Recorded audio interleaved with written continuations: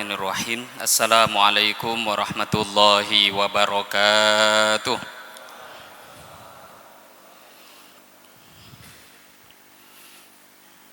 Innal hamdalillah nahmaduhu wa nasta'inuhu wa nastaghfiruhu wa nu'minu bihi wa natawakkalu alaihi wa na'udzu billahi min syururi anfusina wa min sayyiati a'malina. May yahdihillahu fala mudhillalah wa may yudlilhu fala hadiyalah. Asyhadu an la ilaha illallah wahdahu la syarikalah wa asyhadu anna sayyidana wa maulana Muhammadan abduhu wa rasuluh. Allahumma salli wa sallim wa barik alaihi wa ala alihi wa ashabihi wattabi'ina lahum bi ihsanin ila yaumiddin, amma ba'd. Qala Allah ta'ala fi kitabihil karim ba'da a'udzu billahi minasyaitonir rajim. Inna anzalnahu fi lailatul qadr wa ma adraka ma lailatul qadr. Lailatul qadri khairum min alfi syahr. Tanazzalul malaikatu warruhu fiha biidzni rabbihim min kulli amr. Salamun hiya hatta matla'il fajr. Shadaqallahul azim. Alhamdulillah, hadirin wal hadirat, Bapak Ibu jamaah salat subuh yang dimuliakan Allah. Kembali kita syukur pada Allah dengan mengucapkan alhamdulillahirabbil alamin. Salawat pada Nabi sallallahu alaihi wasallam dengan mengucapkan Allahumma sholli ala sayyidina Muhammad wa ala ali sayyidina Muhammad. Hadirin wal hadirat rahimakumullah. Pagi ini kita kembali syukur pada Allah. Allah Ta'ala yang memberi taufik pertolongan kepada kita semua. Terutama di pagi hari ini kita bisa melaksanakan sholat subuh berjamaah. Hari ini kita diberi taufik puasa sholat subuh berjamaah. Dari sholat 5 waktu, dari segi sholat berjamaah, tak ada sholat yang lebih utama melebihi sholat subuh kalau dikaitkan dengan jemaah. Jadi sholat 5 waktu yang berjamaah paling utama adalah sholat subuh. Dari semua sholat subuh, yang paling utama itu sholat subuh hari Jumat. Hari ini berkumpul banyak anugerah. Sholatnya sholat paling mulia, harinya pun hari paling mulia, bulannya pun berada di bulan paling mulia. Allah Ta'ala berikan anugerah ini kepada kita semua. Maka kita syukuri anugerah ini. Berharap semoga dengan kita pandai bersyukur, belajar syukur dimulai dari lisan. Semoga kita diistiqomahkan dalam iman Islam, selalu diberi taufik, ditolong dalam ketaatan sampai akhir hayat kita. Amin ya Rabbal Alamin. Hadirin wal hadirat rahimakumullah. Pagi ini kita kembali lanjutkan i'tikaf. I'tikaf dari malam tadi berlanjut sampai pagi ini. Kalau belum juga niat i'tikaf, kok lupa, maka niatkan. Nawaitul i'tikaf fi hadzal masjid sunnatan lillahi ta'ala. Nah, sambil melanjutkan i'tikaf, kita akan mengkaji beberapa pembahasan yang berkaitan dengan bab Ramadan yang akan kita baca dari kitab Is'afu Ahlil Iman biwadhaifi syahri Ramadan. Kitab yang membahas tentang beberapa amal-amal yang berkaitan dengan bulan Ramadan. Ini buku tipis saja, bukunya kecil, disusun oleh ulama besar Syekh Hasan Muhammad Al-Mashad. Ini masyhur di kalangan asatid, para ulama. Beliau ulama yang belum lama lagi meninggalnya. Ya maksudnya kalau dengan zaman kita ya kurang hampir 50 tahun yang lalu, 48 tahun yang lalu. Kalau tak salah beliau wafatnya tahun 1978. Ulama-ulama Indonesia, ulama-ulama besar kita itu banyak yang menjadi murid beliau. Termasuk yang berguru kepada beliau, Syekh Hasan Muhammad Al-Mashad ini, di antara muridnya adalah Syekh Yasin Al-Fadani. Jadi Syekh Yasin pun termasuk salah satu daripada murid beliau. Min kibari ulama il-haram al-Makki asy-Syarif. Beliau termasuk ulama besar yang mengajar di Masjidil Haram di zamannya. Jadi ulama-ulama di seluruh dunia belajar ke beliau.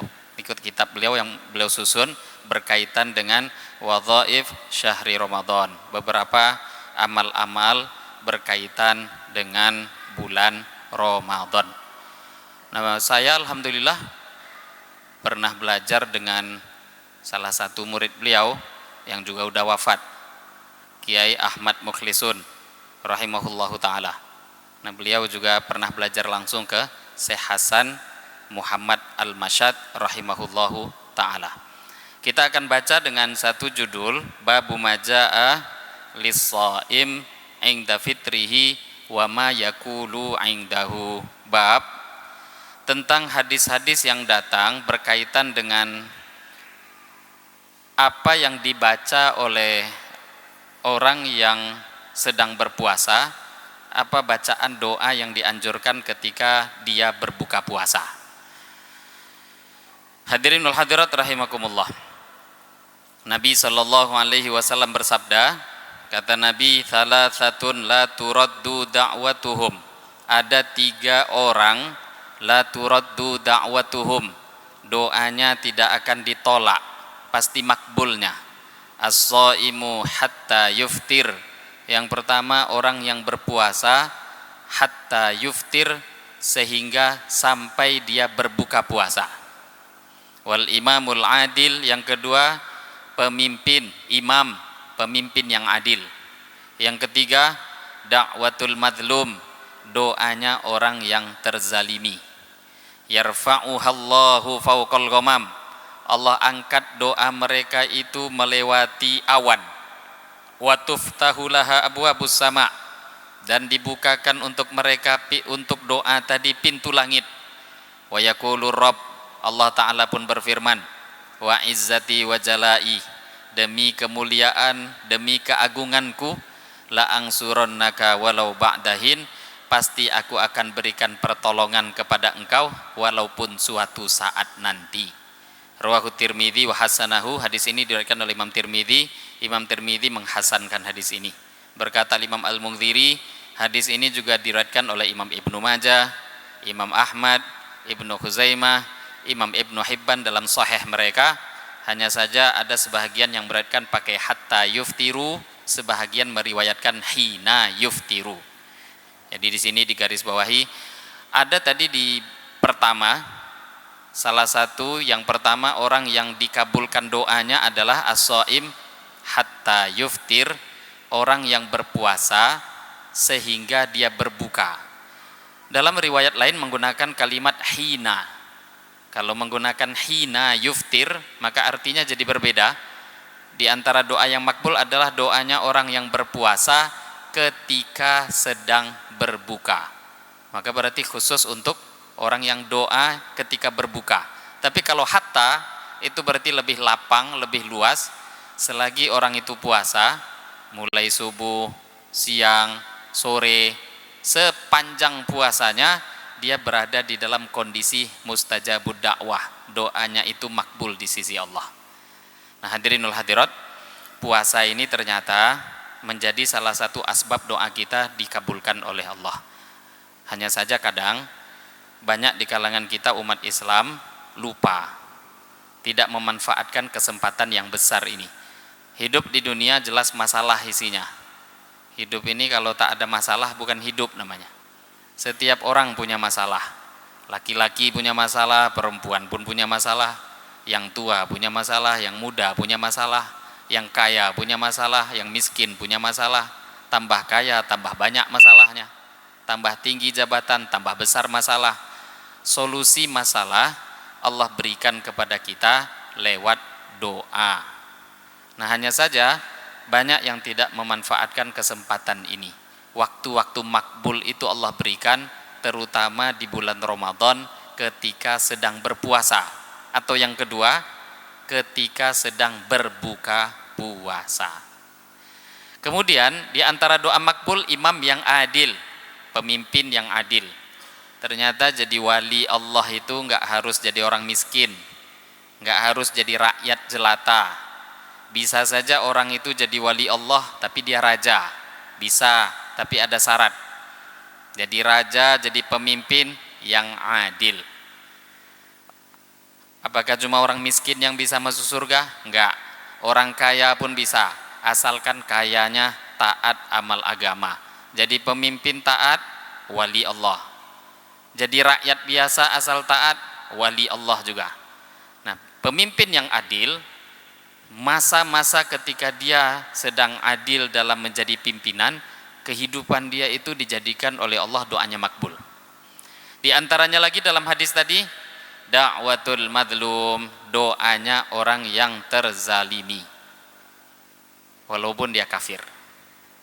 Jadi kalau sudah terzolimi, kafir sekalipun, kalau sudah berdoa itu dikabulkan oleh Allah, apalagi kalau dia Islam.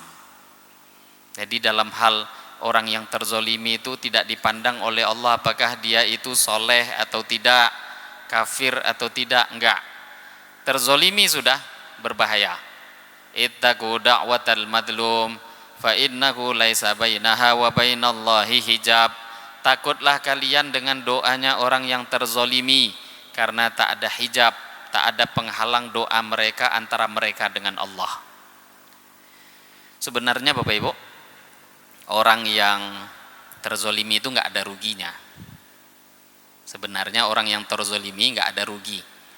Dalam satu hadis Nabi pernah tanya pada para sahabat, manil muflis, kata Nabi, apakah kalian tahu siapa yang dikatakan orang yang muflis, orang yang rugi, yang bangkrut? Maka sahabat mengatakan, man la dirhamalahu, orang yang bangkrut itu ya Rasulullah, orang yang tidak punya uang, tidak ada harta, harta bendanya habis, uangnya habis, itu yang namanya bangkrut. Nabi SAW beliau luruskan, yang dimaksud muflis, hakikat orang yang betul-betul bangkrut adalah man min ummati man ya'ti yaumal qiyamah bi salatin wa zakatin wa siyamin wa ya'ti wa qad syatama hadza wa qadhafa hadza wa akala mala hadza wa safaka dama hadza. Orang muflis yang bangkrut itu orang yang aslinya sampai di akhirat itu sholatnya banyak, zakatnya banyak, puasa yang dia buat juga luar biasa banyak, kemudian buat amal solehnya banyak, tapi ternyata kerjaannya mencaci maki orang, merusak kehormatan orang, menzolimi orang lain, mengambil harta benda orang lain, membunuh orang lain, merusak kehormatan orang.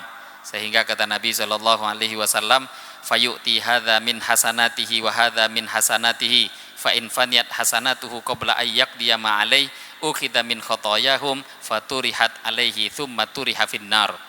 Akhirnya karena sudah banyak menzolimi orang, kebaikannya diambil oleh si fulan, diambil lagi oleh si fulan yang dia zolimi, diambil lagi oleh si fulan yang dia caci maki, yang dia bunuh, yang dia rusak kehormatannya, sampai akhirnya kebaikannya pun habis. Nah, kebaikan habis gimana caranya? Sedangkan hutangnya, kezoliman dia pada orang masih banyak. Karena kezolimannya masih banyak, akhirnya keburukan orang yang ditimpakan kepada dia. Setelah itu baru dimasukkan ke dalam neraka. Nah, berarti kalau kita lihat dari hadis ini, kalau kita dizolimi orang nggak ada ruginya. Nah, cuma sayangnya kadang kita nggak sabar.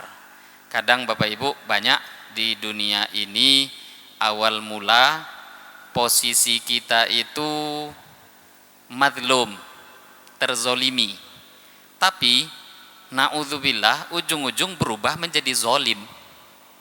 Awal mula madlum, terzolimi, tapi berubah status jadi zolim. Kenapa? Dia dipukul orang sekali, tapi membalasnya 2 kali. Pembalasan yang dia berikan itu lebih banyak. Padahal kalaupun mau membalas, seumpama wa jazaa'u sayyi'atin sayyi'atum mithluha, balasan satu keburukan balaskan juga dengan satu keburukan. Jadi dalam kaidahnya boleh enggak balas buruk dengan buruk? Kalau ditanya bolehnya, boleh aja, satu balas satu, dan satunya harus sama. Kalau satu tuh mukulnya tenaganya 50%, balasnya juga harus bolehnya itu paling banyak 50% tenaga. Kok lebih jadi 51%? Berubah Anda jadi zolim. Nah, jadi jangan heran banyak orang yang awal mulanya posisi dia makbul di sisi Allah, tapi ujung-ujungnya berubah status jadi zolim, malah orang lain yang doanya makbul. Pembantaian umat Islam di zaman dulu oleh kaum Tartar, itu penyebabnya karena umat Islam sudah banyak mulai menzolimi orang lain, sehingga ada satu orang perempuan tua yang pada waktu itu dizolimi, sehingga perempuan tua ini kafir padahal dia doa, wahai Tuhannya umat Islam, kalau memang betul Islam itu benar, wahai Tuhannya umat Islam, aku dizolimi, tolong hancurkan umat Islam ini. Tidak berapa lama pasukan Tatar datang, disembelih semua umat Islam.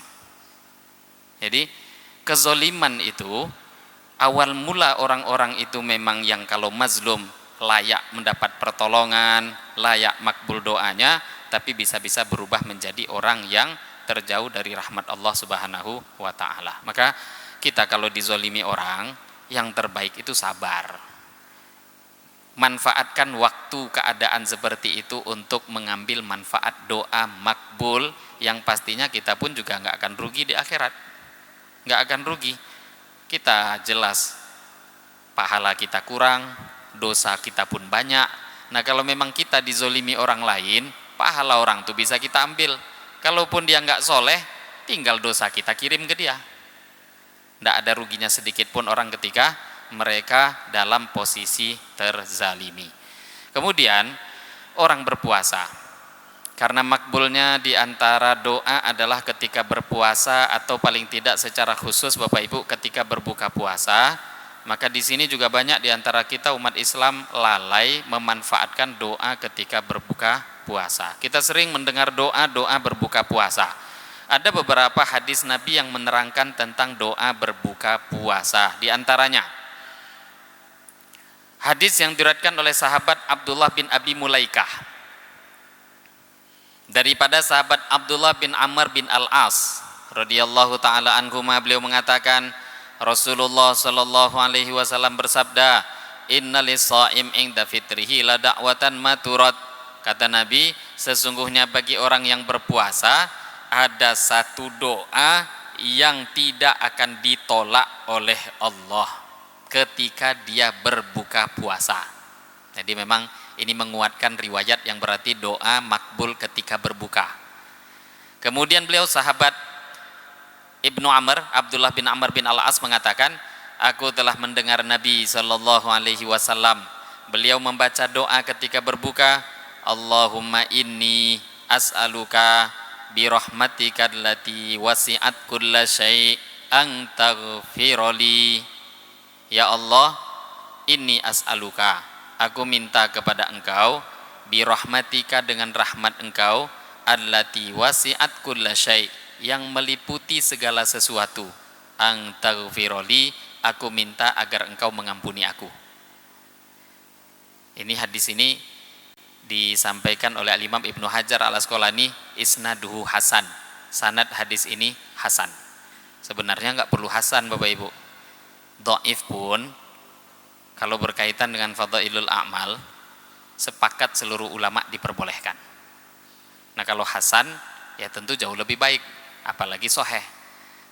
Jadi dalam bab ini hadis ini cukup kuat, yang menguatkannya diantaranya tadi Al-Imam Ibnu Hajar Al-Asqalani.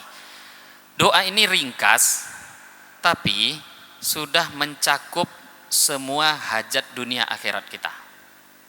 Jadi doanya pendek, Allahumma inni as'aluka bi rahmatikal lati wasi'at kulla syai' ang taghfirli. Dua ini hajat kita Bapak Ibu. Kalau dua ini sudah diberi, yang lain itu cuma ngikuti aja. Dua ini dah dapat, masalah dunia selesai, masalah akhirat juga selesai. Yang pertama, minta rahmat Allah. Yang kedua, minta ampunan Allah. Kalau dua ini dah dapat, rahmat Allah sudah kita dapatkan, ampunan Allah sudah kita dapatkan, apalagi masalah? Masalah dunia nggak ada lagi jadi masalah, apalagi masalah akhirat. Maka ini doa kelebihan ma'thur kalau ngikuti doa yang diajarkan oleh Allah, oleh Nabi, diajarkan di dalam hadis-hadis. kalau kita ikuti ringkas, padat, mencakup seluruhnya. Hadis yang kedua, doa yang sering kita dengarkan, yang sering kita hafalkan, banyak umat Islam ngapalnya malah dari kecil. Allahumma laka sumtu wa bika amantu wa ala rizkika aftartu. Hadis yang diriwayatkan oleh sahabat Mu'adz bin Zahrah, bahwasanya beliau mengatakan Nabi SAW bersabda, Nabi ketika berbuka puasa maka beliau membaca Allahumma laka sumtu wa ala rizkika aftartu. Hadis ini diriwayatkan oleh Imam Abu Dawud dalam kitab Sunannya. Ini memang lebih pendek, berarti yang sering dihafalkan itu ada beberapa tambahan yang ditambahkan para ulama, tapi menunjukkan ada asli hadisnya. Nah, hadis ini kedudukan hadisnya dhaif, lemah. Tapi kembali pada kaidah, selagi memang bab yang diamalkan itu fadhailul a'mal, dorongan beramal boleh aja. Kalau ada orang mempermasalahkan, nah berarti menunjukkan memang tak faham dalam keilmuan hadis. Bapak Ibu, hadis dhaif itu seperti apapun tetap hadis. Beda dengan hadis palsu ya. Kalau maudhu, palsu, itu bukan hadis. Sama dengan emas. Ada namanya emas tapi kadarnya cuma bukan 24 karat, 10 karat. Ini namanya emas lemah, tapi tetap ada kadar emasnya.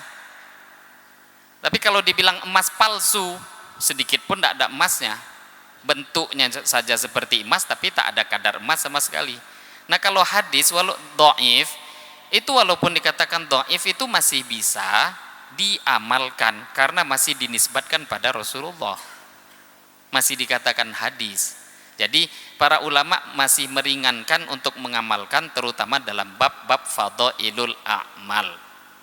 Imam Bukhari, sehebat-hebatnya ulama hadis itu, kalau ngarang kitab selain Sahih Bukhari, ada kitab diantaranya Al-Adab Al-Mufrad, itu hadis dhaifnya ada, hadis hasannya ada, hadis sahihnya ada.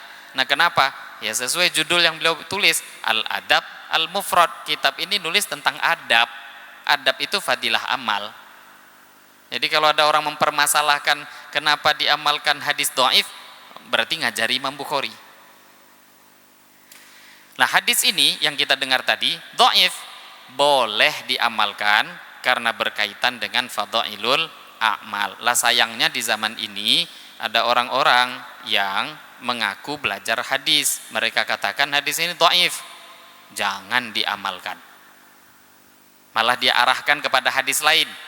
Nah, ini karena dhaif jangan diamalkan, amalkan yang satunya, kata dia. Nah, yang sering mereka arahkan ke hadis yang akan kita baca, yaitu hadis yang diriwayatkan oleh Marwan bin Salim Al-Muqaffa. Marwan bin Salim Al-Muqaffa mengatakan, aku melihat sahabat Ibnu Umar menggenggam jenggotnya, kemudian beliau pun memotong jenggot yang lebih daripada satu genggam. Nah, ini hadisnya memang meriwayatkan bukan bab puasa aja. Jadi beliau menggenggam jenggotnya satu genggam begini. Setelah itu yang lebih dari satu genggam dipotong, dirapikan. Setelah itu sahabat Ibnu Umar mengatakan, kana Nabi sallallahu alaihi wasallam idza aftara. Nabi sallallahu alaihi wasallam ketika berbuka, beliau membaca dhahabadh dhama wa batallatil uruq wa thabatal ajru insyaallah. Dhahabadh dhama, telah hilang haus, wa batallatil uruq, telah basah urat leher, wa thabatal ajru insyaallah, insyaallah pahala pun tetap dijaga oleh Allah. Nah, ini hadis ini diriwayatkan oleh Imam Abu Dawud, juga diriwayatkan oleh Imam Nasai. Nah, hadis ini memang cukup kuat dibanding dengan doa yang Allahumma lakasumtu sampai akhir. Nah, cuma sayangnya mereka cara penyampaian orang-orang yang kadang kajian hadisnya itu separoh-separoh tadi melarang. Kalau mereka katakan hadis Allahumma lakasumtu dhaif, betul, itu memang dhaif. Cuma kalau dikatakan jangan diamalkan, itu keliru. Silahkan orang tuh mengamalkan Allahumma lakasumtu, arahkan juga umat ini untuk mengamalkan dhahabadz dhama wa batallatil uruq wa thabatal ajru insya Allah. Apalagi Bapak Ibu, kalau mau mengkaji juga, kalau mau meneliti, sebenarnya hadis doa dhahabadz dhama wa batallatil uruq wa thabatal ajru ini bukan sahih juga. Sebahagian ulama menghasankan, hasan itu di bawah sahih, tapi tak sedikit juga ulama yang mendhaifkan hadis ini. Jadi ulama bukan semuanya menghasankan hadis ini, banyak juga ulama-ulama yang mendhaifkan hadis ini. Penyebabnya apa? Dalam hadis ini ada satu orang rawi namanya Marwan bin Salim al-Muqaffa. Ini kalau dibuka teliti dalam kitab hadis, kata para ulama hadis, ini yang namanya al-Muqaffa ini majhulul hal. Kondisi keadaan dia tuh majhul, nggak jelas. Nah kalau udah majhulul hal seperti ini, dhaif. Nah berarti kalau ada orang yang mengatakan, bukan orang ya, ulama hadis yang mengatakan hadis ini dhaif, kan akhirnya nggak bisa diamalkan juga menurut orang yang sibuk dengan dhaif tadi. Nah berarti nggak ada yang diamalkan umat ini gara-gara dia sibuk mengatakan ini dhaif, ini dhaif. Nah padahal kita tahu hadis itu penilaian dhaif, sahih, hasan, ini kadang terjadi ikhtilaf di kalangan para ulama. Contoh aja kunut subuh. Imam Syafi'i, mazhab kita kan Syafi'i. Imam Syafi'i kunut subuh. Kenapa Imam Syafi'i kunut subuh? Karena menurut Imam Syafi'i hadis tentang kunut subuh itu sahih. Nah hadis yang sama yang dianggap sahih oleh Imam Syafi'i itu didhaifkan oleh Imam Ahmad. Jadi masalah hadis sahih enggak sahih, dhaif tak dhaif, itu ulama kadang tak sepakat dalam menilainya. Lah tadi kalau bersikeras mengatakan Allahumma lakasumtu itu dhaif, ya hadis yang mengamalkan Allah dhahabadz dhama juga bisa didhaifkan. Dan itu bukan asal-asal. Ulama yang mengatakan itu dhaif juga tak sembarang ulama, karena memang ada rawi di dalam hadis tersebut yang dianggap majhulul hal. Nah tapi intinya bukan melarang umat mengamalkan itu, tidak, tapi tadi untuk adil. Jadi sebenarnya doa-doa ini semua yang sering kita dengar itu semua dianjurkan dibaca ketika kita berpuasa. Bahkan sebenarnya Bapak Ibu, hadis ini mestinya dikumpulkan semua, karena ada hadis ini, ada yang dibaca sebelum mulai berbuka, ada yang dianjurkan bacanya setelah selesai berbuka. Jadi dalam kitab Hasyiah Jamal, salah satu kitab fikih mazhab Syafi'i, itu diterangkan bahwa doa dhahabadz dhama wa batallatil uruq wa thabatal ajru insyaallah, doa ini paling pasnya dibaca kalau berbuka menggunakan air minum. Kalau minum. Tapi kalau makan yang kering-kering nggak pas baca doa ini, karena artinya tadi dhahabadz dhama, haus hilang, tenggorokan jadi basah. Lah kalau yang dimakan yang kering, di mana hausnya hilang? Bagaimana caranya tenggorokan jadi segar? Yang dimakannya itu yang kering. Jadi doa ini semua yang kita dengar tadi mestinya diamalkan semua sekaligus dalam satu waktu. Sebelum berbuka, Allahumma lakasumtu wa bika amantu wa ala rizqika aftartu, baru minum. Setelah minum, dhahabadz dhama wa batallatil uruq wa thabatal ajru insyaallah. Tambah lagi tadi doa yang pertama, Allahumma inni as'aluka bi rahmatika allati wasi'at kulla syai' an taghfirli. Nah, itu semua diamalkan. Jangan sibuk bilang ini dhaif, tinggalkan yang ini aja. Lah enggak tahu dia ternyata para ulama mengatakan yang satu itu cocoknya kalau berbukanya dengan air minum. Ya kalau enggak minum memang ya sebenarnya mau dia mau minum enggak minum ya itu doa, ya silahkan aja. Tapi kesesuaian dengan arti yang ada, termasuk yang diterangkan dalam Hasyiah Jamal tadi, ini kesesuaiannya adalah dengan air minum. Berbuka dengan yang segar-segar. Nah ini hadirin wal hadirat rahimakumullah.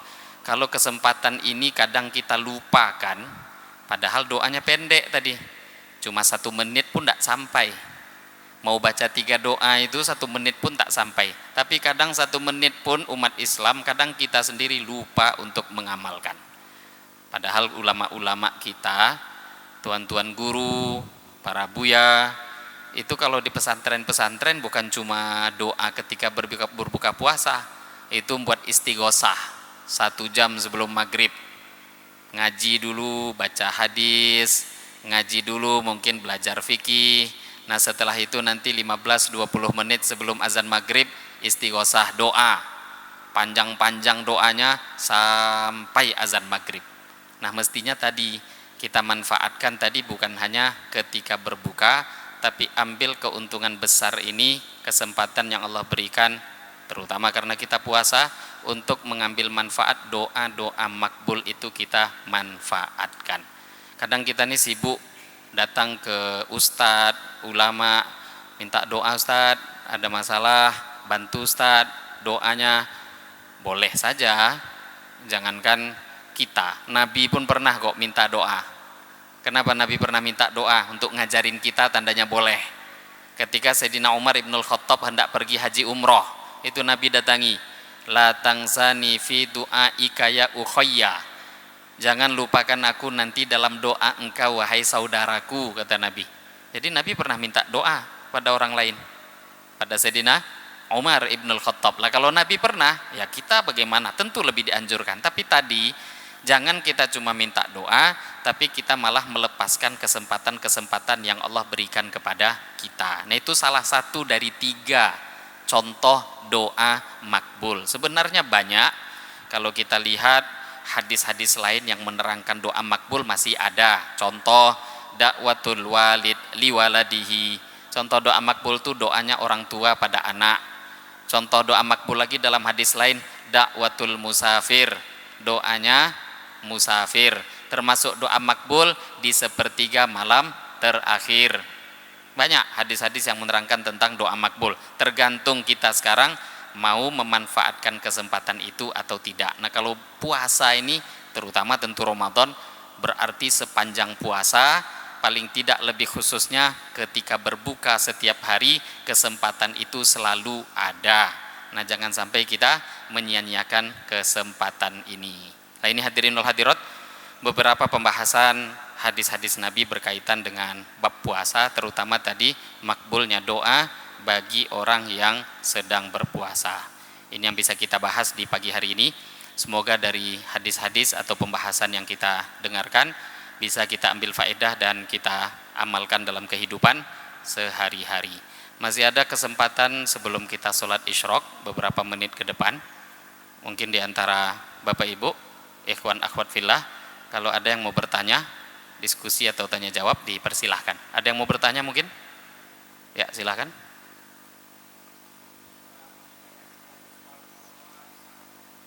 Membedakannya itu ada bidang masing-masing ulama yang pakar hadis yang tahu. Nah kalau kita, hadis-hadis itu kalau sudah dinukil dalam kitab-kitab yang ulamanya sudah pakar hadis, silahkan diamalkan. Nah jelas, misalkan ini kitab ini nih, misal Is'afu Ahlil Iman, kalau ulama yang menukil ini sudah diakui keilmuannya, walaupun di sini nggak ditulis misalkan dhaif, hasan, sahih, karena ulama ini cuma memudahkan kita, bukan urusan kita orang awam. Kalau dalam kitab-kitab yang mu'tabar yang sudah diakui itu mereka tulis, boleh diamalkan. Apalagi kalau memang terkenal mereka ulama ahli hadis betul. Walaupun nanti ada orang yang menganggap ini enggak pas. Nah, orang itu mu'tabar atau tidak gitu.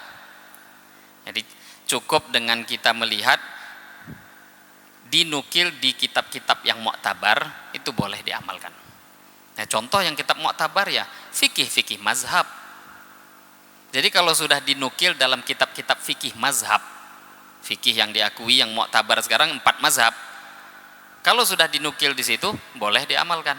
Nah termasuk contoh doa Allahumma laka sumtu wa bika amantu wa ala rizkika aftartu, itu di semua kitab-kitab fikih 4 mazhab, bukan cuma mazhab Syafi'i itu. Semua kitab-kitab fikih 4 mazhab menuliskan, mengajarkan doa berbuka puasa tadi. Nah, coba bayangkan, kok ada tahu-tahu ada orang melarang, itu kan heran kan? 4 mazhab semua mengatakan boleh. Mengatakan itu sunnah, karena kaidahnya 4 mazhab ini mengenai hadis dhaif boleh diamalkan, sepakat mereka boleh diamalkan dalam fadhailul a'mal. Nah, kalau kita yang awam-awam, ya tentu jangankan kita yang awam, Bapak Ibu, orang yang dipanggil ustadz aja belum tentu bisa menilai hadis, karena itu memang ada pakarnya sendiri, ada pakarnya sendiri. Nah, kalau ustadz ini kadang cukup kita menukil hasil penelitian ulama yang mu'tabar. Misal hadis ini disohehkan Imam Nawawi, nah, cuma nukil aja. Hadis ini disohehkan oleh Imam Ibnu Hajar, nah, jadi nukil penilaian mereka, karena mereka itu sudah pakar, cukup kita menyampaikan hasil penelitian mereka. Semoga bisa memberikan jawaban. Ada pertanyaan lain? Saya kira cukup ya. Ini masih ada beberapa menit, kita bisa melaksanakan sholat isyraq setelahnya. Demikian mungkin yang bisa kita bahas di pagi hari ini. Lebih kurangnya mohon maaf. Kita tutup dengan doa kafarah majelis. Subhanallah wa bihamdihi, subhanakallahumma wa bihamdika, asyhadu an la ilaha illa anta, astaghfiruka wa atubu ilaik. Wabillahi taufiq wal hidayah. Wassalamualaikum warahmatullahi wabarakatuh.